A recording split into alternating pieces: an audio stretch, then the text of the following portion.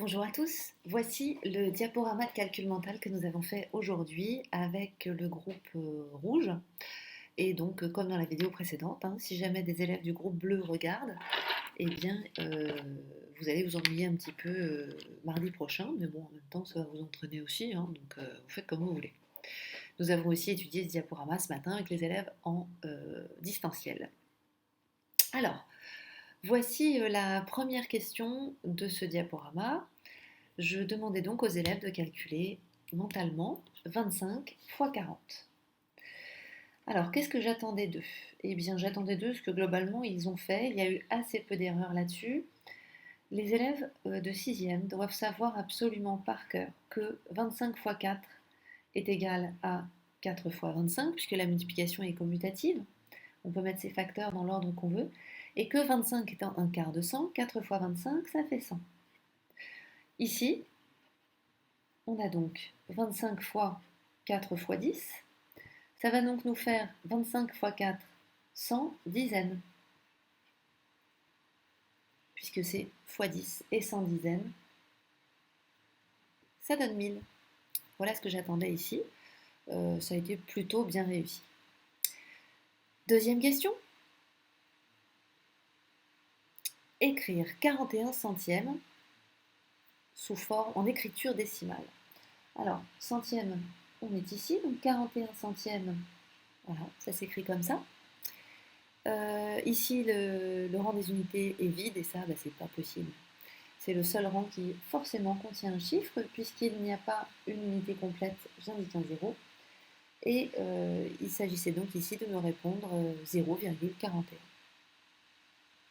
A noter d'ailleurs que certains élèves m'ont répondu 41 sur 100 ou 41%. Ce sont bien, alors 41 centièmes, 41 sur 100, c'est bien un nombre égal à 41 centièmes écrit en toutes lettres. Ça n'est pas une écriture décimale, mais c'est une écriture fractionnaire d'un nombre décimal. 41%, j'accepte cette réponse. Je vous rappelle que 41%, c'est pas un nombre en soi, ça s'applique à quelque chose, c'est relatif. Mais je trouve ça assez efficace en fait qu'en sixième, vous pensiez tout de suite 0,41, 41, 0,41, 41 sur 100, 41%. Mentalement, je pense que c'est assez efficace. Troisième question, la voilà.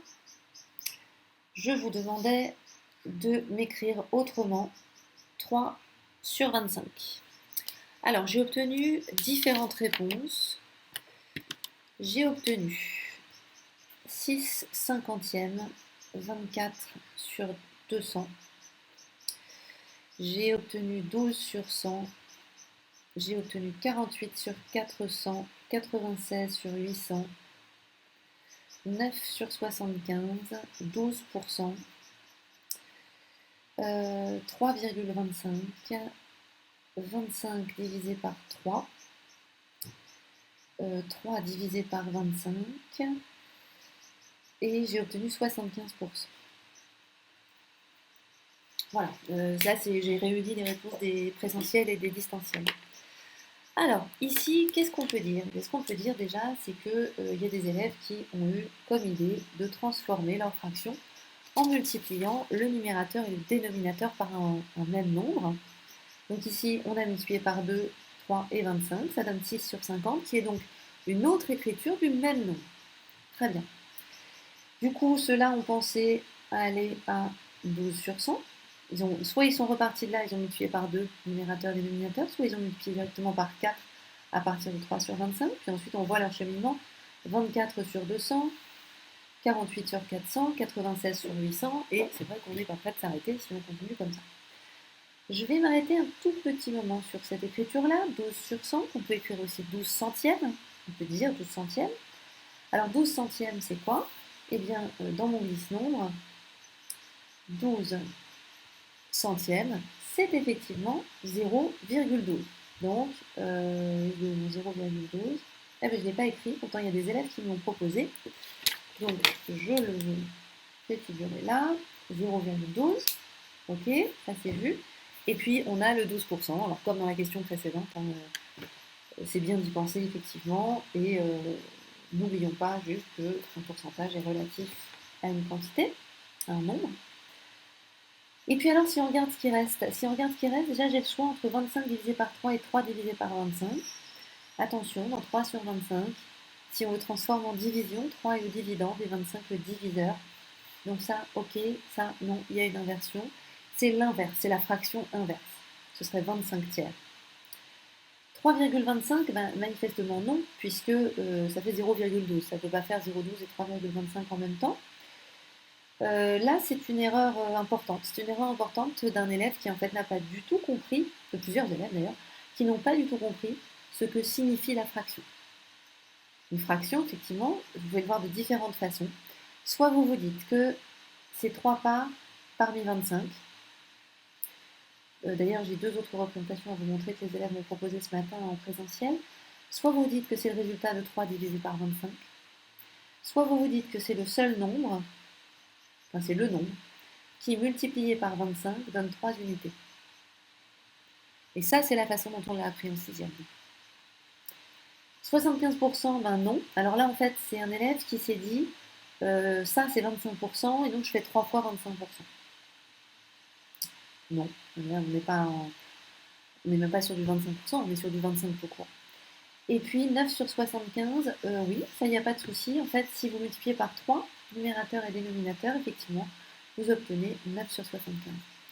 Je vous montre juste deux autres représentations. Il y a un élève qui, sur son ardoise, a fait un dessin à main levée, a fait quelque chose dans ce genre-là.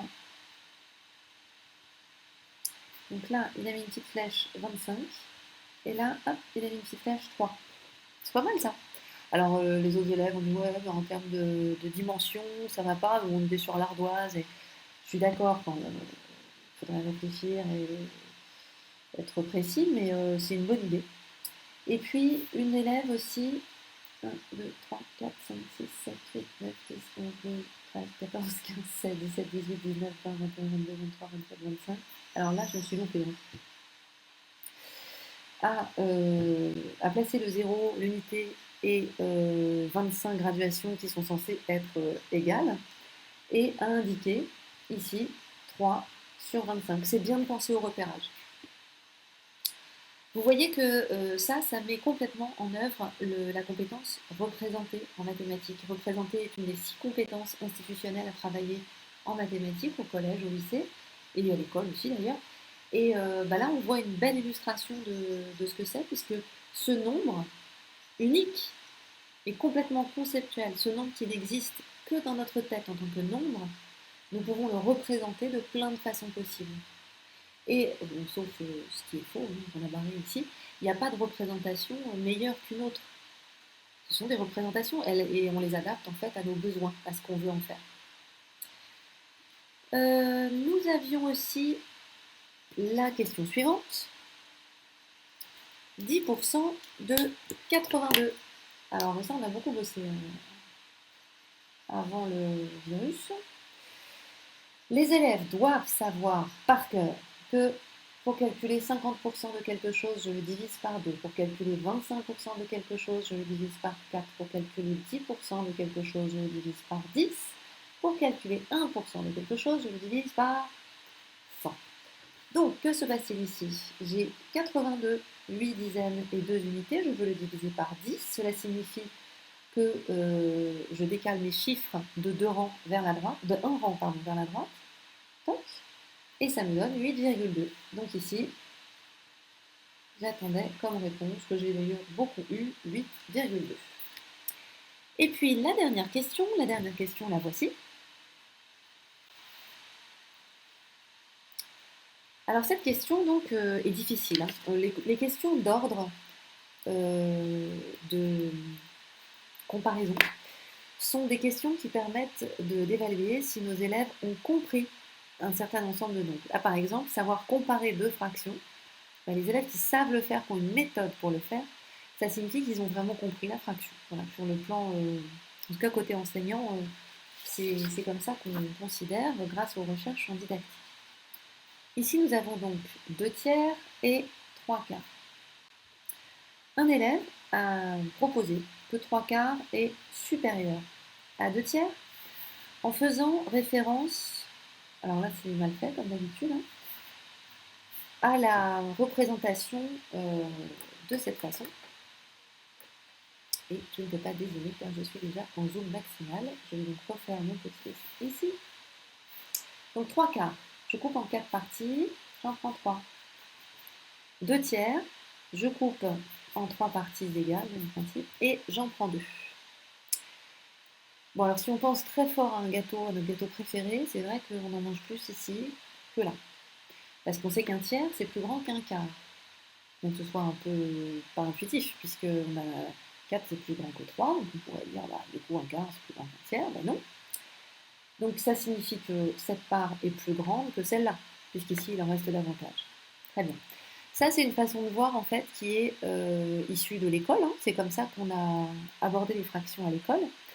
Et moi, j'avais envie qu'on voit les choses différemment. Alors, certains élèves aussi m'ont dit, en classe, pas en distanciel, que 2 tiers, c'est environ 0,666667. Alors ça, ils s'en souvenaient parce que c'est un exemple que j'ai pris dans la leçon sur les fractions pour expliquer aux élèves l'intérêt des fractions, justement, et pour leur expliquer ce que fait la calculatrice. Quand on tape 2 divisé par 3 et qu'on demande une valeur en écriture décimale à la calculatrice, on obtient ce genre de choses.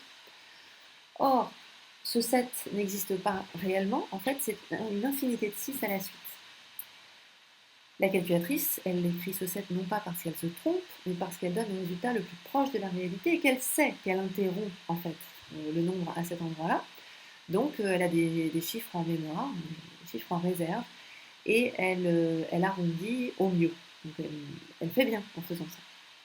Donc il y a des élèves qui se souvenaient de ça. Et puis d'autres qui m'ont dit, bah, 3 quarts en fait c'est 75%, et donc ça fait 0,75. Donc 3 quarts est plus grand que 2 tiers. Ok.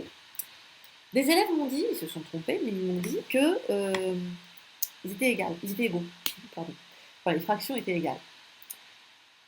Alors, d'autres ont répondu, bah non, c'est pas possible, elles sont pas égales, puisque elles sont pas écrites pareil ou quoi. Alors ça, c'est pas un bon argument, parce que tout à l'heure, on a vu ici 3/25e, 6/50e, 9/75e, 12/100e, ces fractions-là, qui sont égales. Ce sont des écritures différentes dans le même nombre. Donc, on ne peut pas argumenter de cette façon-là. Alors, comment faire? Eh bien, la méthode la plus sûre, c'est Nathanaël qui en a eu l'idée. Il a dit, bah, en fait, on pourrait mettre les deux nombres sous une autre forme, toujours une forme fractionnaire, mais avec un dénominateur qui soit le même pour les deux. Alors la problématique, du coup, c'est de trouver un nombre qui soit un multiple en même temps de 3 et de 4. Un élève a proposé 60, d'autres ont proposé d'autres possibilités, et puis on a finalement choisi 12. Alors pourquoi avons-nous choisi 12? Parce qu'en fait c'est le plus petit multiple commun. Alors, pour les gens de mon âge, c'est le PPCM. À 3 et à 4, c'est le premier nombre que je trouve en même temps dans la table de 3 et de 4. C'est le plus petit possible. Donc, moi, je cherchais à être efficace en mathématiques et donc à ne pas me donner trop de travail, autant prendre le plus petit possible. Comment est-ce que je passe de 3 à 12? Je multiplie par 4. Donc ici, pour garder l'égalité, je dois multiplier par 4. Ça me fait 8 douzièmes. Ici, je multiplie par 3. Donc, numérateur, je dois multiplier également par 3. Ça me donne 9 douzièmes. Alors là, cette fois, je peux vraiment comparer. Je sais que 3 quarts est plus grand que 2 tiers, il est supérieur parce que 9 douzièmes est clairement supérieur à 8 douzièmes. Cette fois, j'ai le même dénominateur, je peux les comparer. Et je sais même qu'entre les deux, il y a un écart de 1 douzième, ce qui n'est quand même pas grand-chose. Ben voilà, on a fait le tour de ce diaporama. À la prochaine!